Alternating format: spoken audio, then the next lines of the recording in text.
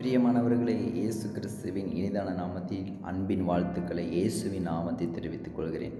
விசேஷமாக இந்த நாளில் ஒரு முக்கியமான காரியத்தை பரிசுத்த வேகதாமத்தில் நாம் பார்க்க போகிறோம். பாருங்கள், 2 நாளாகமும் 26ஆம் அதிகாரத்தில் ஊசியா என்கிற ராஜாவை குறித்து நம்ம வாசிக்கிறோம். ஆண்டவர் நம்முடைய வாழ்க்கையில் பல அற்புதங்களையும் பல பெரிய பெரிய காரியங்களை செய்திருக்கிறார். அது எதனால் செய்தார் தெரியுமா? நம்ம பார்க்க போகிறோம். பாருங்கள், அதனுடைய 5ஆம் வசனத்தில் இப்படியே வாசிக்கிறோம். அவன் என்ன பண்ணான்னா, தேவனை தேட மனதிறங்கி இருந்தான்.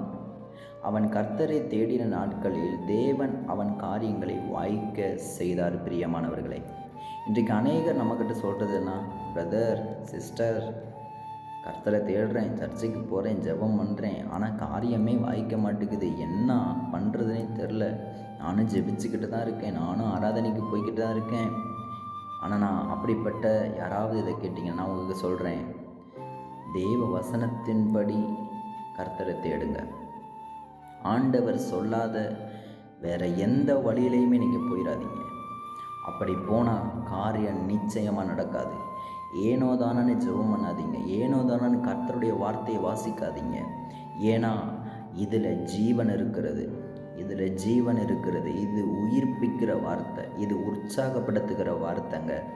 பாருங்க, அவன் செய்தது, அவன் தன் தேவனாகிய கர்த்தரை தேட மனதிறங்கினான். முதலாவதாக உங்கள் வாழ்க்கையில் அற்புதங்கள் அடையாளங்கள் பதில் கிடைக்கணுமா, துணையாக கர்த்தர் உங்கள் கூட இருந்து காரியத்தை நடப்பிக்கணும்னா மனதிறங்கணும். பெருமை உள்ளவர்களுக்கு கர்த்தர் எதிர்த்து நிற்கிறார் என்று பரிசுத்த வேதாகமத்தில் நம்ம வாசிக்கிறோம். பிரியமானவர்களே, அப்போ பெருமை வேணாம் நமக்கு. ஒரு நாள் பெருமையோடு ஜெபம் பண்ணுனா கர்த்தர் உங்களுக்கு எதிர்த்து நிற்கிறார், உங்கள் ஜெபம் கேட்கப்படலை. முதலாவது ஊசியா செய்தது, அவன் மனதிறங்கினான். 2ஆவதாக கர்த்தரை தேடின நாட்களில் அவன் காரியம் வாய்க்கப்பட்டது. அப்போ மனதிறங்கி கர்த்தரை தேடும் பொழுது உங்கள் ஜெபத்திற்கு பதில் உண்டு. உங்கள் ஜெபம் ஒரு நாள் விருதாவாய் போகிறதில்லை. திக்கற்ற பிள்ளைகளுடைய ஜெபத்தை யார் அலட்சியம் பண்ண மாட்டாங்க? கர்த்தர் அலட்சியப்படுத்துகிற தேவன் அல்ல. அவர்கள் ஜெபத்தை கேட்டு தக்க பதிலை கொடுத்து அங்கீகரிக்கிற தேவனாக இருக்கிறாருங்க. அப்போது இவன் தேடும் பொழுது என்ன நடக்குது தெரியுமா? எதிரிகள் அவனுக்கு விரோதமாக யுத்தம் பண்ண வராங்க. அப்பவும் கர்த்தர் சமூகத்தில் நாடுறான், தேடுறான். தேவனுடைய பார்வைக்கு செம்மையானபடி அவன் தேடுறான். மனம் இறங்கி கர்த்தர் சமூகத்தில் அவன் வேண்டுறான், மன்றாடுறான். கர்த்தர் அங்கே சொல்கிறாரு, அந்த யுத்தம் நடந்த போது தேவன் அவனுக்கு துணை நிற்கிறாருங்க. கர்த்தர் உங்களுக்கு துணை நிற்கணுமா? உண்மையாக கர்த்தரை தேடுங்க. தேவனுடைய பார்வைக்கு செம்மையானபடி கர்த்தரை தேடுங்க. உள்ள ஒன்றை வைத்து வெளியே ஒன்று நீங்கள் சொல்லும் பொழுது நிச்சயமாக உங்கள் ஜெபத்திற்கு பதில் கிடைக்காது. இன்றைக்கி அநேகருடைய அற்புதம் இல்லாமல் இருக்கிறாங்க. என்ன காரணம் தெரியுமா? இருதயத்தில் பல கசப்பும் வெறுப்பும் வைராக்கியங்களும் வைத்து கொண்டு கர்த்தரை தேடும் பொழுது கர்த்தர் எப்படிங்க உங்களுக்கு துணை நிற்பார்? நிச்சயமாக துணை நிற்க மாட்டார். அவன் மனதிறங்கி கர்த்தரை தேடினான், முழு மனதோடு கர்த்தரை தேடினான். அதனால் கர்த்தர் அவனுக்கு துணை நிற்கிறார். கர்த்தர் உங்களுக்கு துணை நிற்கணுமா? கர்த்தரை உண்மையாக தேடுங்க, மனதிறங்கி கர்த்தரை தேடுங்க. அவர் உங்களுக்கு துணை நின்று உங்கள் சத்துருக்களுக்கு உங்களை விலக்கி பாதுகாப்பார். பிரியமானவர்களே, 2ஆவது அவன் வாழ்க்கையில் நடக்கிறது, அவனுடைய கீர்த்தி எகிப்தின் எல்லை மட்டும் எட்டினதான். அவன் மிகவும் பலன் கொண்டான். இன்றைக்கு அநேகர் சொல்கிறாங்களே, ஐயோ எவ்வளவோ முயற்சி எடுக்கிறாங்க, எவ்வளவோ என்னென்னமோ பண்ணிட்டேன். ஆனால் ஆஃபீஸில் எடுத்துக்கோங்க, நல்ல காரியம்தான் பண்ணுறாங்க, ஆனால் நல்ல பேர் கிடைக்கிறதில்ல. எப்போ பார்த்தாலும் கெட்ட பேர், எப்போ பார்த்தாலும் குற்றம்.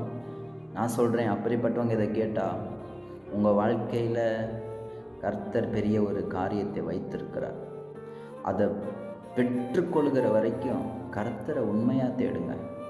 வைராக்கியத்தோடு எதையும் செய்யாதீங்க, பெருமையோடு ஒரு காரியத்தை செஞ்சிடாதீங்க.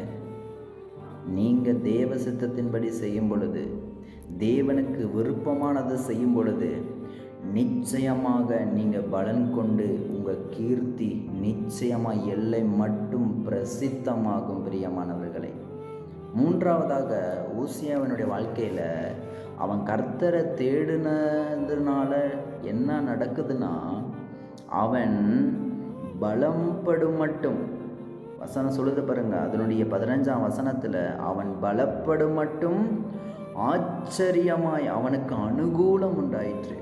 அப்போ நம்ம வாழ்க்கையில் அனுகூலம் உண்டாகணும்னா தேவ கரத்தில் நம்மளை ஒப்பு கொடுக்கணும், கர்த்தர் கரத்தில் நம்மளை ஒப்பு கொடுக்கணும். தேவ சித்தம் இல்லைன்னா நம்ம வாழ்க்கையில் அனுகூலம் உண்டாகாது. அப்போ கர்த்தரை தேடுகிறதற்குள்ள இருதயம், கர்த்தரை தேடுகிறதற்குள்ள பக்தி வைராக்கியம், நம்ம உண்மையாய் கர்த்தரை துதிக்கும் பொழுது, உண்மையாய் தேடும் பொழுது காரியத்தை வாய்க்க பண்ணுவேன் என்று கர்த்தர் இந்த நாளில் வாக்கு கொடுக்கிறார். அப்படிப்பட்டவங்க யாராவது இந்த இடத்துல, ஆண்டவரே என்னோட வாழ்க்கையில் துணை இல்லை, நான் என்ன பண்ணுவேன் ஏது பண்ணுவேன் என்கிற ஒரு கலக்கம் நம்முடைய வாழ்க்கையில் இருந்தால், ஊசியா செய்தது போல, ஆண்டவரே நான் மனமிறங்குறேன், உண்மை தேட மனதிறங்கி நான் வரேன், பெருமையோடு எத்தனை நாள் நான் ஜெபிச்சிருக்கேன், என்னை மன்னிச்சிருங்க, எனக்கு ஒரு அற்புதம் தேவை. கர்த்தர் உங்களுக்கு வாக்கு கொடுக்கிறார், காரியத்தை வாய்க்க பண்ணுவேன் என்று வாக்கு கொடுக்கிறார். கலங்காதீங்க, பதறாதீங்க. இந்த காரியங்களை நீங்கள் சரியாக செய்யும் பொழுது கர்த்தர் நிச்சயமாக உங்கள் துணை நின்று உங்களை பலப்படுத்தி உங்களுடைய கீர்த்தியும் புகழ்ச்சியுமாக கர்த்தர் உங்களை வைப்பார். பிரியமானவர்களே, கர்த்தர் உங்களை ஆசீர்வதிப்பாராக. ஒரு நிமிஷம் ஜெபம் பண்ணலாம். ஆண்டவரே, இந்த வார்த்தைக்காக நன்றி அப்பா. இந்த வார்த்தை எங்கள் வாழ்க்கையில் பலமுள்ளதாக மாற்றுங்க, உற்சாகமுள்ளதாக மாற்றுங்க. உங்களுடைய பிள்ளைகள் எந்தெந்த இடத்தெல்லாம் அவர்களை திருத்த வேண்டுமோ அந்தந்த இடத்தெல்லாம் திருத்தி அவர்களை சிதைத்து, ஆண்டவரை செதுக்கி உமக்கு பிரியமுள்ள பாத்திரமாக அவங்களை உருவாக்கி சாட்சியாக நிறுத்துங்க. உங்கள் நாம மகிமைப்படட்டும். இயேசு கிறிஸ்துவின் நாமத்தினால ஜெபிக்கிறோம் ஜீவனுள்ள நல்ல பிதாவே. ஆமேன், ஆமேன், ஆமேன். தேங்க்யூ. கர்த்தர் உங்களை ஆசீர்வதிப்பாராக. ஆமேன்.